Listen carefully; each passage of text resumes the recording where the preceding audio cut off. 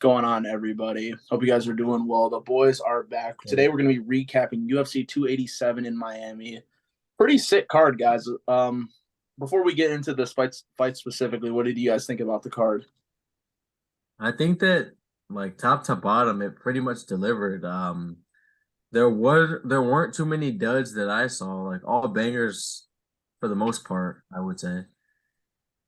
If I'd have to rate it, I'd rate it like B plus card. I would say B 7.5, plus. Oh, B plus. Okay. 7.5 out of 10 for me. Wait.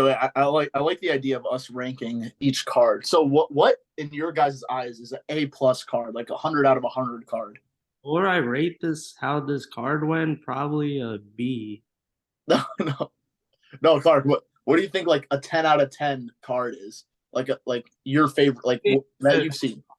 Definitely a stacked main event and like co-main, like especially like title fights. I feel like those are the best kind of cards when it's two title fights, even three title fights. So Do you cards have like like that are probably like going to be like A cards for sure. I mean, you definitely need the prelims to have some good fighters in it or like exciting matchups, but I feel like if you have a very good main, co-main, like title fights, that makes a good card. Okay. X, give me like an example out of a 10 out of 10 card. For me, it would be like UFC 218 GSP versus Bisbing. I think that whole card was just insane. The Rose finish, the TJ and Cody beef. What's a 10 out of 10 card for you that you've seen? Um, hmm, what was the John Jones card? Like what was the second fight under John Jones's last fight before the Gon one? Uh, Valentina Shevchenko and Yeah, that's what Rosa. I'm saying. Okay, I think that that was kind of like a 10 out of 10 card. Like Okay. I would say a card that has two title fights, or where the co-main can like could lead its own like fight night event. You know what I mean? Or like maybe like Yeah. when the third fight down can like lead its own fight night event. You know what I mean? I Yeah. feel I like like having two title fights and one like feature fight, like a rivalry fight. But anyways, all right, let's get into this card. We'll start in the prelims. Even the prelims are pretty exciting. What fight you guys want to start on? we can start with the Lupi Calvillo fight. Okay. First of all, who do you guys think won the fight? Uh, Okay, so I bet on Lupi and like Same. I was yeah, feeling a little shitty about the decision. we all did. Yeah, Yeah. I was feeling a little shitty about the decision. I think Calvillo kind of was popping her with that jab, and I could have given her the fight, honestly. Yeah, it was more about like output versus power. I think like she had more output, but I guess the judges didn't care. Yeah, I would say like Loopy, even though Calvillo took her down in the first, she didn't do a lot with it. So I thought Loopy won the first, and then I thought Calvillo did come back well in the third. So I thought the second was like the closest round, but you could give it either way. I don't think it's like a robbery Yeah, completely, definitely not a robbery either way. I would say, in my opinion. but I honestly thought Calvillo won the fight. I did too. Like I thought that she just it was one of those like bad nights at the office for her. Like I don't want to say even people judging, just like it just didn't go her way, and I think it probably should have. But Yeah, it's tough. Like if you were rooting for her, I bet people would call it a robbery, but it is what it is. It was still a fun fight. Let's move on to the next one. Wow, just an amazing performance from Joe Pfeiffer. I thought he was going to have some issues with Mershard, especially on the ground, but he didn't even give it a chance to get there. He slept his ass. He yeah, trains with the team in Philly with like Sean Brady and all of Mm-hmm. them. He comes from a good camp for sure. He has a lot of power in his hands, and he's kind of how tall is he? Like 6'2", 3. I Pretty don't tall. know. I don't know, Yeah, but he definitely looked like a big motherfucker in there. Honestly, yeah, and he it looks like he cuts well to his weight, and yeah, that that I like Mercer, I like that he's patient as well. Like he didn't like go in there crazy after he popped him the first time. He waited. mm-hmm. I No, feel I like agree. I feel like Drew Mearshard's like his chin is like at this point like probably on the decline. Not that he's like washed or by any means. He's like a good like gate like a good litmus test veteran, I would say. Not even like a gatekeeper because he's not that level, but he's just a good like a good fighter to throw in on a fighter's rise. You know what I mean? Like if you can get a win over him, it means something. So like shout out the knockout. It was impressive. Yeah, Marshall has hella fights, and when Pfeiffer hit him with that shot, like he didn't even really try to fight back. He was just done. He was just hey, Pfeiffer was like trying to spare his ass, and I was like, fucking punch him. Like, I don't want him to recover, man. Fuck that. Punch his ass. Like Let's move on to the next fight. Now, Michelle Watterson, I love her. I personally did think she won the fight. What did you guys think? Wait. We Okay. talked about this after the fight, me and Eggs. We did. And I bet on it to go the distance, which it did. Shout out. But I was rooting for Michelle, so my opinion might be a little biased. I can't lie, but I honestly thought she won the fight. I thought the first round with those like kicks she was throwing, like she was like knocking her down at one point with those kicks. So I thought that won her the first round.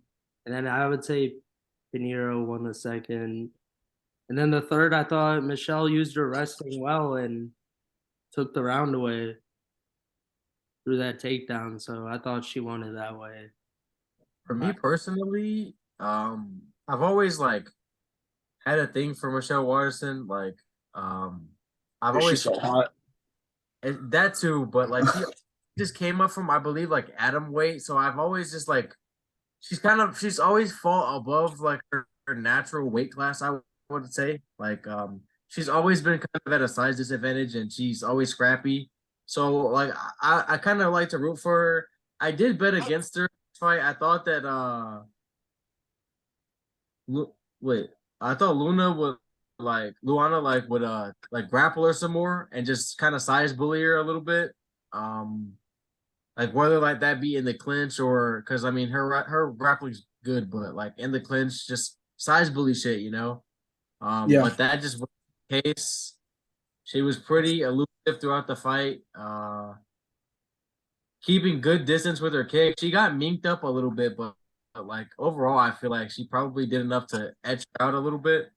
So again, it's one of those. I would say the same level of decision as the fight that we talked about before. Where it's just like it's not a robbery, but I do think that she was on the wrong side of a decision. You know what I mean? Yeah, 100% agree. That's a good way to put it. Not a robbery, but could have gone her way. Let's move on to this was fight of the night. Gaslam versus Curtis. Oh my God, Curtis has a fucking chin and a half.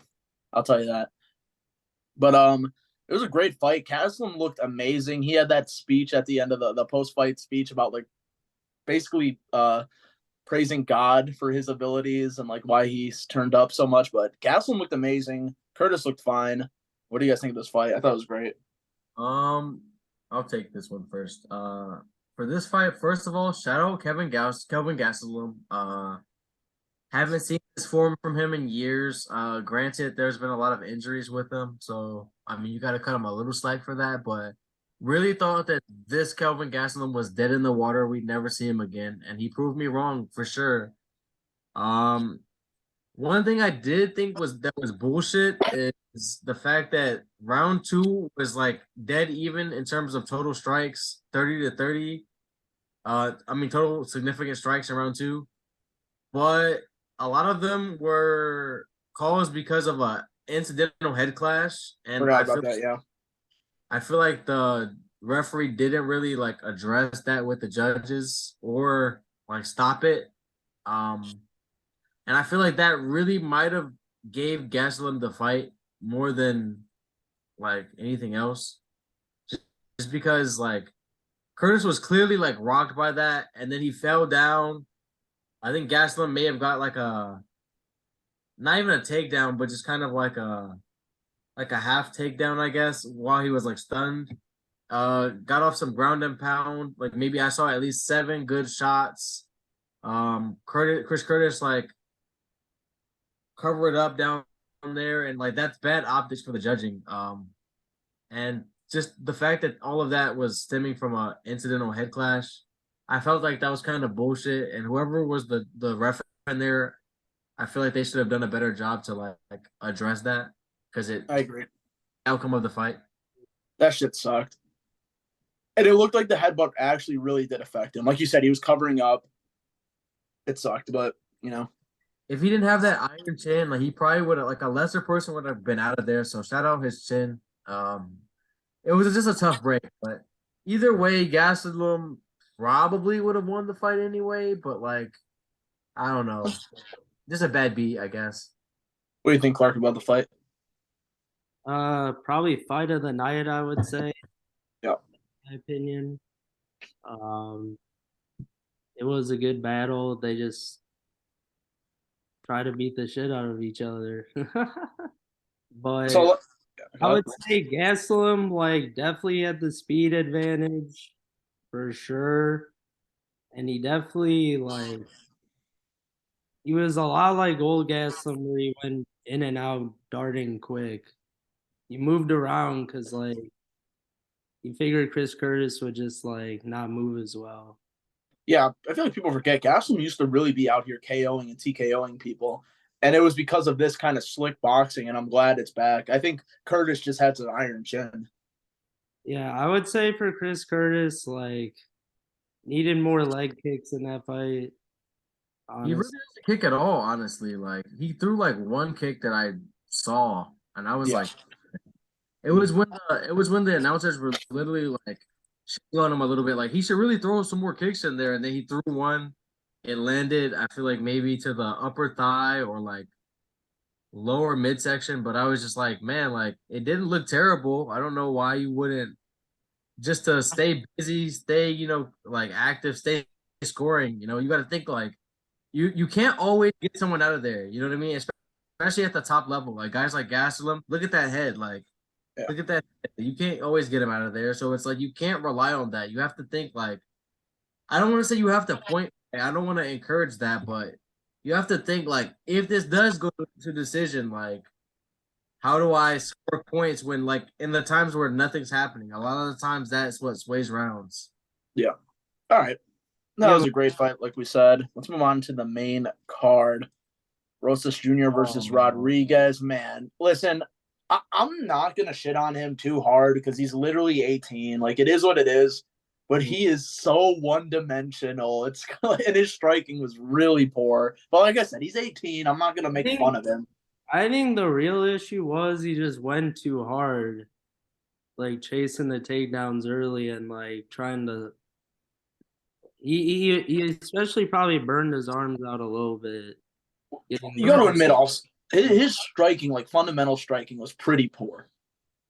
Yeah, I will say, like by the time he did start shooting, he was already gas from that like blitz avalanche he just did in round one. You know what I mean? I think his striking is a little better, a little more crisp than like we saw like in this fight, but definitely needs work.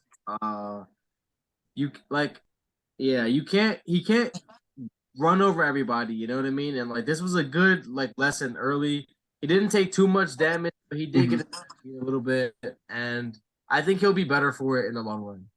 Yeah, I think it really his issue is, and he's a young fighter, but I feel like a lot of fighters who have that like one trick, like a knockout or a submission, once that doesn't work, what are you gonna do? Because it's not gonna be perfect every time, like you said. You're gonna face adversity. The opponent's gonna be able to take what you can get.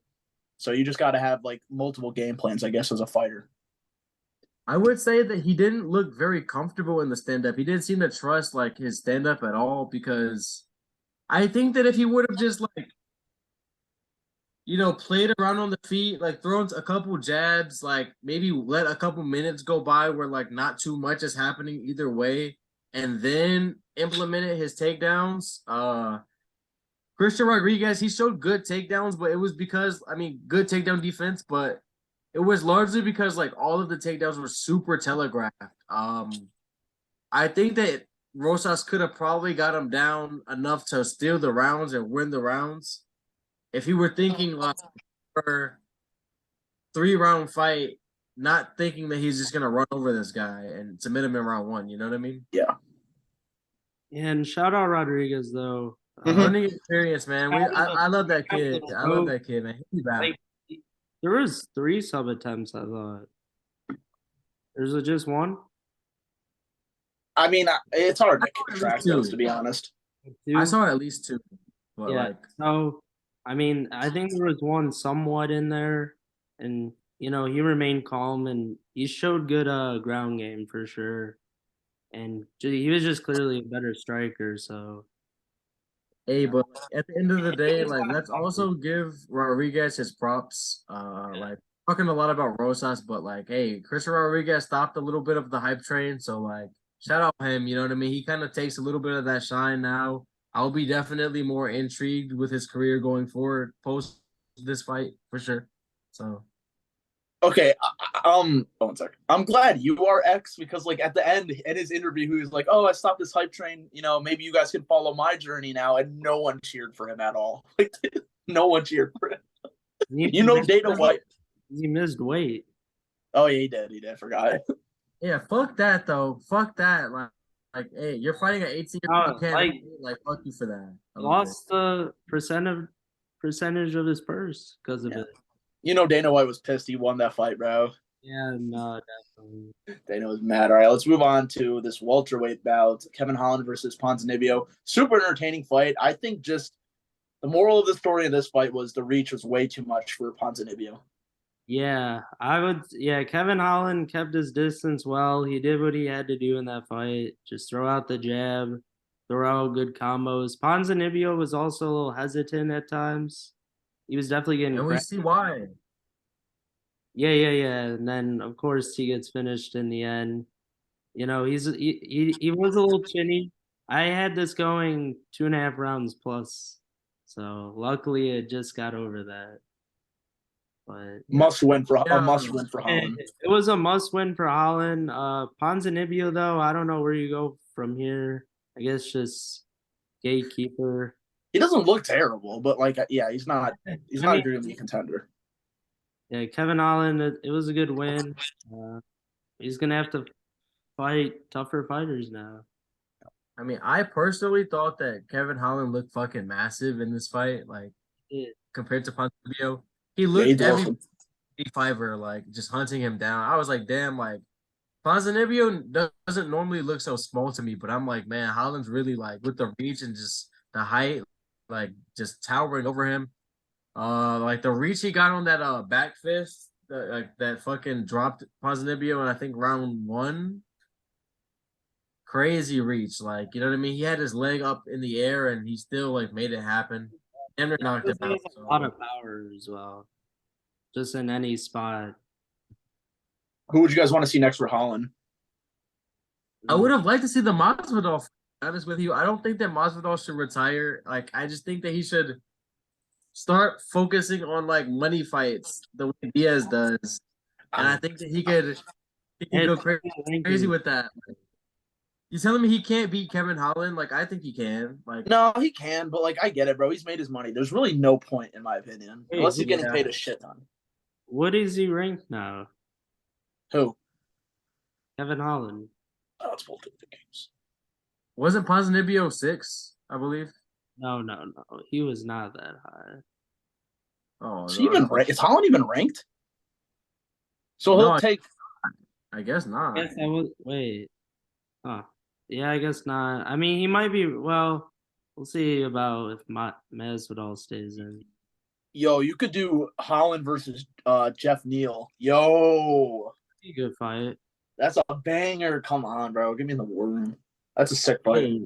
Hey, as much as I would like to see that fight, Holland needs to make sure his hand is good because he said that like when he put on the little gloves, like the fight gloves, like his hand was hurting a bunch, and he was kind of questioning himself, like should he even take the fight? And like I don't like to hear that. You know what I mean? Like yeah, I mean a lot of these guys go in there banged up, but like if you have a fight, if you have an injury that like literally compromises your main weapon, like that, like don't do that. Don't be on that TJ Pillosaw shit. You know what I mean? Like I'm just not about that shit. So I really hope he heals that hand up properly, and we see the proper Kevin Holland. You know what I mean? Yeah. All right. Let's move on to the next fight. Wow, this was fun while it lasted. Clark, you did call it, but I know you didn't see that result coming, bro. Rob Font knocking Giannis out in round 1. Beautiful boxing displayed. What a finish, man. I mean, I didn't see it coming, but there was always the chance of violence, which we saw in that short period of time. Like, it was pretty good. Giannis definitely cracked Fon a few times. He got his own in there. Definitely shows that he could fight with the top guys, I feel, even though he got knocked out. It just happens. Uh I kind of forgot Fon did have a few like some knockouts on his record, so it was a good result for him though. Very good result. A lot of people counted him out for sure. Yeah. For me personally, what this fight told me is that Giannis needs to start working on the other aspects of his game, particularly his clinching and grappling. I feel like if he just because I just feel like he had no plan B besides outboxing Rob Font. So once he started to get stung, he still kept trying to trade like poorly. And I feel like a more seasoned fighter like Ezzy, I think he'll learn from this probably. He's still like 29. He's But if he would have clinched up and maybe like just got his head together, got his noodle right, you know what I mean? I feel like once they disengaged, he could have like been 50-50 in the striking it once again. And that's what intelligent fighters do. Like when they get stung, they clinch up. They find ways to heal themselves or like get their head back on straight. And it just seemed to me like he didn't know what to do once things started to go wrong for him, and he just kind of melted. Yeah, when he started getting tagged, I think his like instinct was, "Oh, I got to get him back. I got to get him back." But like that's always a bad mindset, especially in boxing. All right, what do you guys think is next for Font? I hear the name Petr Yan floating around here a lot. Does that fight interest you guys? Font versus Yan? What I heard is he's trying to welcome a Figueiredo up there. Yeah, So he wants to fight Figgy, but like That's a I cool think fight. it's gonna still be a while. I I don't think think he'll be in there this beats his year. ass. I I say don't think Figueiredo beats his ass. I just Wait, what did you say? Figgy beats his ass? I think Figgy beats his ass. Oh, I think I don't Figueiredo know. I don't struggles. know. I think Figueiredo Hey, struggles. I don't know how controversial that is, but like I don't It's a know, little man. iffy. I don't I know. just think For Figueiredo. everyone watching, like comment below, like how what you think about that. But I personally just think that not beats his ass like steamrolls him or anything, but I think that Figgy wins that. I feel like I Figgy just really have to think about. striking is just more diverse to me. I feel like Moreno like did well with the straight punches. That was his success, and then like wrestling as well. Font like I think is better than him at wrestling, and in that Yeah, and I need to see Figueredo like actually at bantamweight because honestly, bro, looking at these names, I don't really feel confident with Figgy against a lot of these guys. I think I he could just like for me, like we all have seen like how much a weight cut can compromise somebody, and I just feel like Figgy is massive at flyweight. So like I just I think when the you issue is he'll be exercise, small. I just think it'll be a little small for like yeah, the that's top true. guys. The top guys. That's Like true. I mean maybe like Font is like what 5'9" or 5'10". I don't know what his height is, but he's kind of a bigger bantamweight. I All just right. see like leg kicks and shit. Like you might find that weak chin and clap his ass. Honestly, Yeah, Uh, maybe. I mean, it's possible. I don't really know. I'd have to think about that. all right, boys, let's get into this co-main event. Honestly, I was expecting a much better fight. I'm not blaming one side or the other, but the fight, they talked a lot of shit. It was not the most exciting fight. I was really pumped for this one. Yeah, I'm not not at all. gonna lie. I don't know who you would blame in this one. I felt like on one hand, Burns like didn't seem to be as aggressive as he could have been when Jorge kind of to me seemed old personally and like a sitting duck there. I don't know if it was like too much respect I was seeing or just like I don't know, but I just felt like I wasn't even seeing Burns try to pass his guard or like try to really get out of his full guard. He was like staying in the full guard, not really punching for like 3 minutes. Like I don't know what he really was thinking, but I mean, you can't really like I don't know what like you can't finish someone like that. You know what I mean? And even like I think it was round three when Masvidal was like standing up and he was like against the cage getting cracked and like well like waving him on. That looked like the oldest shit I've ever seen in my life. Like he looked, and I was just like, man, like Yeah, you can see on his face. Masvidal really like duns, like you know, Yeah, he's done. It yeah. looked like he had a wrinkle. Like, Hey, shout out to him though. He had a great career, man. He retired. shout out, shout out. I Clark, what do you definitely think? well wait, real quick. I definitely remember watching like those old Kimbo Slice backyard brawls, like on Sir. YouTube and shit when I was a kid, and seeing Jorge Masvidal fight and shit, and like I had no concept of like oh, like this dude is an MMA fighter. I was just like, oh man, this little motherfucker is scrappy. Like I fuck with him, you know. And to Yeah. see him come from that to all the money he's made, largely because of the Ben Askren knee, but like in general, becoming like arguably the second most popular fighter in the sport for a while. Like you gotta give your fuck, you gotta tip your hat to the man. Made a lot of money, got to retire in his hometown. Didn't take that much abuse. It wasn't like a bad loss. He just kind of looked old and just couldn't really get going enough. But hats off to him. Yeah.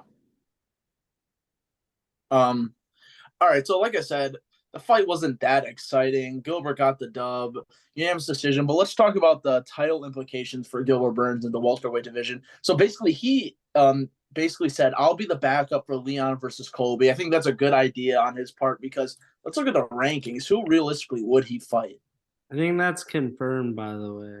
Okay, so I, like he could fight like Bilal I or think that's a done deal. Yeah, he could fight Bilal. Bilal really could. I mean, Shemaev's gone. By the way, Shemaev Costa confirmed. it'd be a sick fight. That's a According to Chael Sonnen. But my he's boy Chael. but My he's boy working Chael. that Shout out hard. Chael. So he's Uncle got. Chick. Uncle Chael. There've already been reports about it. So Hey boys, let me ask you guys real quick. How do you guys feel about this new era that we're seemingly entering into where it's like being the backup fighter is kind of starting to look like for a title fight, obviously. It's starting to like look like a logical way to like a logical path to a championship. Because we saw it like first with the Kobe and now like he's basically getting a promise shot being the backup to that fight. So, I mean, how do you guys feel about that? I personally like it. Like, I mean, if someone's willing to make weight and, you know, put their title opportunity on the line against an unknown opponent, basically, because it's like you don't know which one of the fighters is going to pull out. It could be either one. You have to fight a completely different like that. It's a risky. So, like, I kind of do respect kind of rewarding that with like a title shot afterwards. I agree. Like they're probably going through like a whole training camp and like losing like at least like I don't know how many pounds, like 20 probably. 20. Yeah. 20. Well, So like, they're definitely like deserving of a shot if like they're willing to go through that and make weight, by the way. And yeah. it looks good to Dana. Looks good to Dana. I was gonna say also, according to Dana White, like this is always a thing. Like main events always have backup fighters. Like with Jones and Gone, the backup was Palva. Who was it? It was Let me see. Pavlovich? I Yeah, think Pavlovich was the backup for that fight. Man, hell nah. That was a terrible backup. Like, fuck that. I would be mad as hell if I was done. Because So I have John a about that shit. Like, He's not about that shit usually. He's one of those like I need to study people like Uh, Yeah. I Joe, I have for 4. canceling last minute fights. like you said, X. I think it's a great thing for contenders. It first of all it assures some safety for the UFC.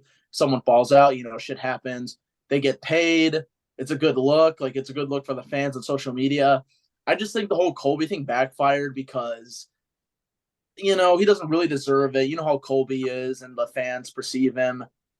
But I totally agree with you guys. I think it's a great like culture setting. I don't know. It's like I, who else is gonna fight for it in the welterweights? Like Bilal Muhammad, like he beat Sean Brady, but Sean Brady was ranked like 8th. So Thank you, bro. Thank you. The like fight. I'm so sick of Bilal Muhammad bitching and crying online and his little fanboys. They are annoying, man. What the hell has he done? I get that he's on a nice win streak, but who has he beat, man? Get Bilal out of my top five. I'm gonna call it like I see it, man. Get him out of my top five, bro. apparently Beat his ass. they've been trying to do Bilal versus Shavkat, Yeah, and for, but for the uh, fan but for the Bilal, fans, I don't think he wants to drop in the rankings, so no. I think he's gonna take that fight. And for the fans out there, all three of us went to or go to U of I, and Bilal Muhammad's from Illinois. He trained he get trains from Chicago sometimes, and he went to U of I, but he's just so unlikable sometimes. And like to be honest, like I love a good wrestler. I love a good grinder fighter. Like everything like is tailor made for me to fuck with Bilal, and I just can't do it, bro. I just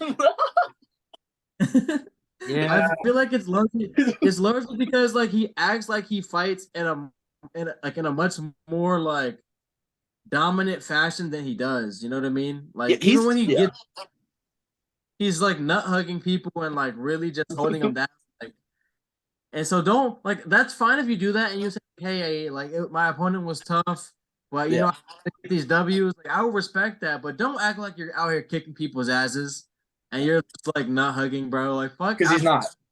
like oh my god. like hey, don't worry, my boy Shavkat's got him, man. Yeah, dude, he's gonna mop the floor with him, bro. Shavkat's got him. Clap his ass. Clap Bilal, man. Need to And dude, Bilal was like crying about the Edwards eye poke, like, oh, I could have won that fight. You never know. Like, dude, you were getting murked. Stop it. He got caught for a head kick, right? Leon was about to do him so dirty. Like Leon was gonna sleep him. Whatever though. Enough hatred on Bilal. Shout out to him. He's a great fighter. He's a great. He's a good. yeah, He's a good. definitely a great fighter, man. But like I just stop complaining, Bilal, and like show me something impressive. Yeah, it's dude. This type of shit has always been going down. Politics in the UFC. The popular fighter usually gets the title shot. It's like it's nothing new. Mm-hmm. Hey, Dana says like impress the people. Like if people want you, then the UFC will want you. That simple. 100%. All right, let's move on to the main event. It's a lot to talk about here. First of all, let's just start with the X's and O's of the fight before we start about storyline. We talk about storylines and all that shit. What did you guys see in those two rounds? I saw Mhm. Pereira. You know what? He fought decent. I'm not gonna say he fought terrible, except getting caught in that moment, like pressuring too hard. But he was using his calf kicks very well. Definitely had Izzy switching stances, but Izzy did use good movement. Got his jab off. He was getting some good power shots off as well. Um, I thought Izzy won the first round and finished him in the second. It was Uh, performance of the night for sure for me. Yep. That and I Font won it. I feel like for me personally, what I saw from Izzy was he was making a concerted effort not to just get backed up as much. Like, granted, like Pajeda is the more powerful striker naturally, and like he's gonna be marching forward a lot. But like, I feel like in the first fight, and even like to a certain degree, like in their kickboxing fights, Izzy kind of like he kind of like took a more like counter fighting approach, letting Fajeda dictate the action. And I feel like in this fight, I saw him making concerted efforts to try to like push Fajeda back, put him on the back foot, and like even like if that just means like planting sometimes, throwing hard, just to like basically like back Pereira off of him, like just to get the respect. That's what I saw like as a big difference here. And like I feel like he was switching stances not only because of the leg kicks, but just to like mix up the targets, just because like just to avoid one leg getting overly damaged. And I felt like that was a good strat. I felt with the bit of the rope a dope at the end there. Like I feel like he was kind of like lulling him to sleep a little bit. Mhm. You saw Pajeda like get excited when he backed up against the cage. Very similar to the finishing sequence of the first fight in MMA. But Izzy had other fucking plans, baby. He had other fucking plans. I screamed like a fucking war cry when that bet hit, when Izzy knocked him the fuck out. I was like, Nasty knockout. like I was so fucking hyped. Like, I should have bet that. and Like, then when he was taunting Pajeda's son, like, oh, like, and I heard about like the backstory of that, like, goaded. Like when he pointed him out and like did the little stiff, like the Yeah, slip. because he did that to Pereira or to Izzy. But yeah, anyways, that was like I said, and I think a lot of people were talking about to close this rivalry. Izzy needed a big finish because he's been knocked out. He's lost the decision twice. He needed a big finish, and I think he had the best finish out of the whole rivalry. I don't think he needed to finish him. I Bro. think He personally, won the fight, but it's good that he finished him. I think personally for the legacy of it, like he needed to just in terms of like to make the losses and the wins equal. You know what I mean? Because like granted, like if Izzy would have outpointed him, you know what I mean? Maybe like a 29-28. I mean, what is it like a 47, yeah 48, 40 what 48, 43 47, 42? 48, 47. Yeah. Okay, if he would have like yeah outpointed him 48-47, I would have been impressed and happy for him, but I don't think it would have had the same impact as the knockout did. You know what I mean? The knockout was like picture perfect storybook ending, like probably exactly what he's been meaning to do for so long. I could tell like Izzy wanted to hit him with a couple more strikes when he was out there. Like he was like, like I finally fucking got your big ass. You know? I think Pereira, like in terms, like if this was a playoff series, I think Pereira is still slightly ahead. But Izzy was at 0, and now he's like it's neck and neck pretty much. But I'm still gonna give the rivalry to Pereira slightly because he is up 3-1. Like I can't be bogus. All right, so enough about the X's and O's of the fight. All right, first question: do you think they're gonna run this back, and if so, when? No. Okay. I And the think that they reason is will. because he's moving up. I think that they will, and the only way it happens is not going to be at middleweight. I think the only way it happens is if Fajeda goes up to 205, wins the belt at 205, and then Dude, fucking goes up and follows him out there. What's up? Well, right, someone's going to be fighting Jamal Hill soon. that'd be crazy. But I don't think Pereira does very well at light heavyweight. To be honest with you guys. No, I think he actually does because Let's go. I think there's like mostly strikers at the top, right? I Like, mean, dude, I'm definitely taking Ankalaev over him. yeah. Uncle Ive's like the only like really bad matchup. No, you're Rockage. I would gonna take say Rockage that. over I mean, him. Rockets would be a tough like, but Rockets coming off an injury, so I But I need. don't give a fuck what anybody says. Anthony Smith is getting slumped by Potan. Like, let's just be that'd be a fun ass fight. Fuck Anthony Smith. I'm slumping. just saying he might have the wrestling in there.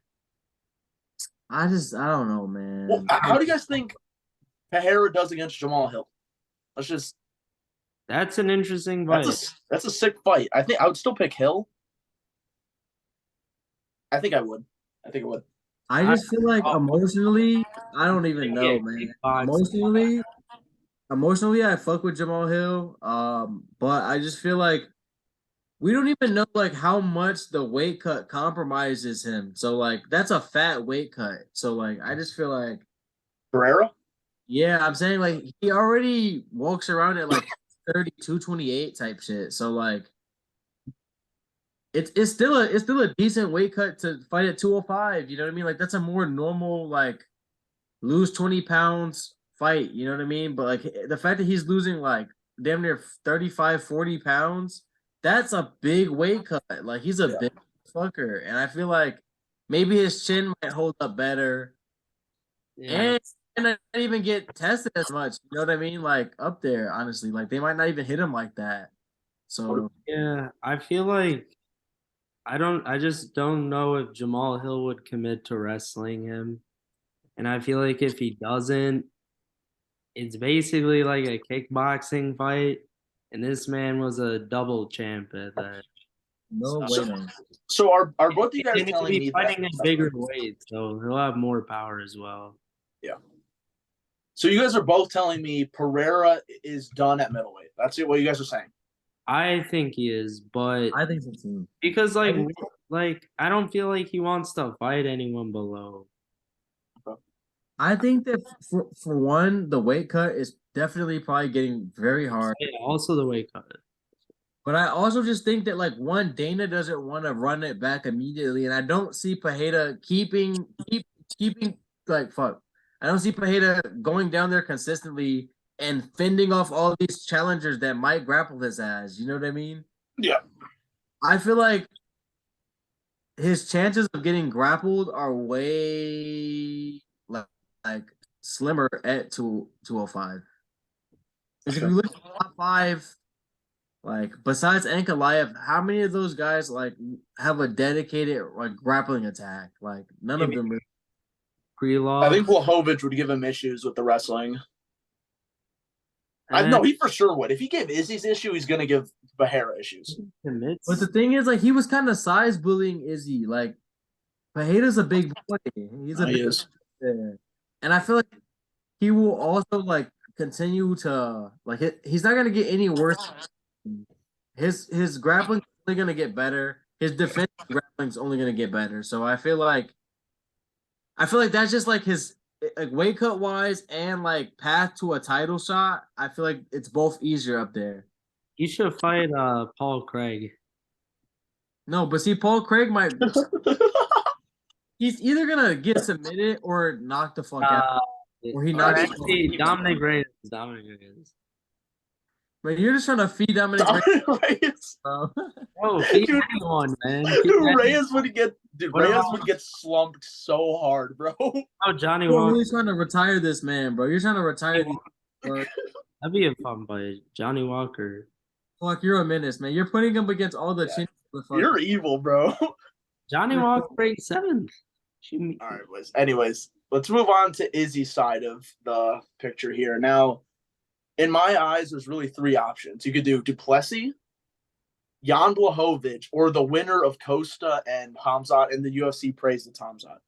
The problem is like that fight is reported in like October. So like yeah, it's at like I think UFC 294. I mean, and that could be wrong. That could be jail lying, but that's apparent. But there have been multiple reports about it, like rumors. It's not official yet, though. You know, if that is the case, Clark, I honestly like the storyline of Jan going down to fight Izzy.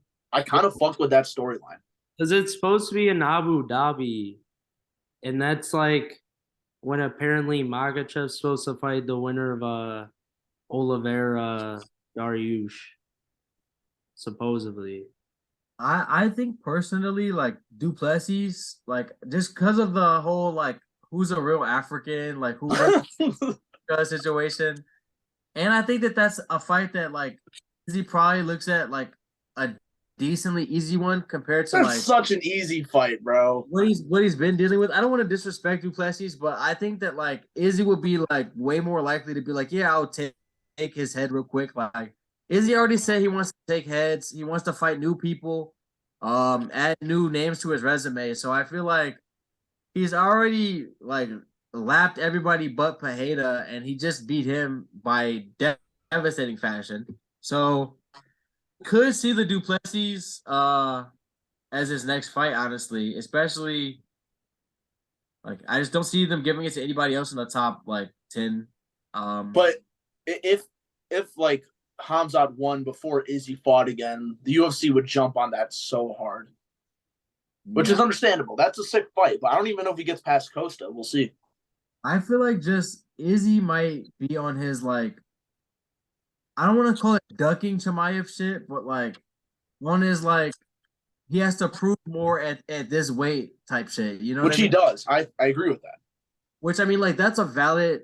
You know what I mean? That's a valid concern. You can't just jump up here and like. I mean, he can, but like from Izzy's perspective and the fact that that's a harder fight, like I see champions going that route all the time of just like you need to prove it, earn a title shot, and kind of hoping that like maybe he gets cracked a bunch in that rise or like, you know what I mean, like Yeah.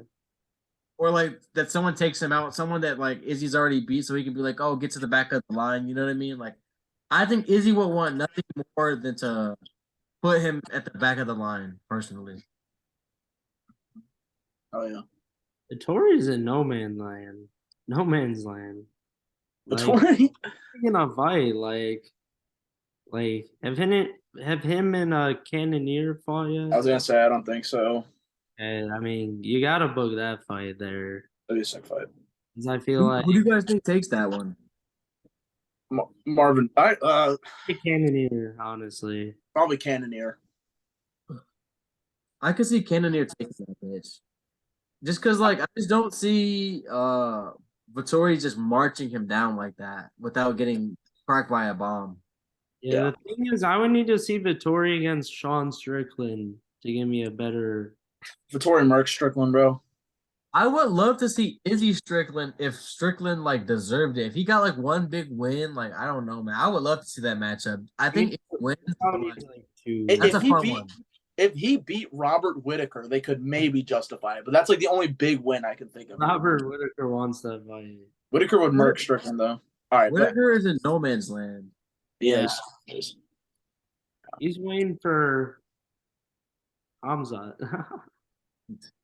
All right. Anyways, thank you guys so much for watching this video, our UFC 287 recap. We're gonna have this out really soon, and also later this week we're gonna have the Holloway and Arnold prediction video out. And like I said, make sure to like and subscribe. The TikTok is coming. We'll catch you guys. Appreciate it. Peace Appreciate out. it, y'all. Peace.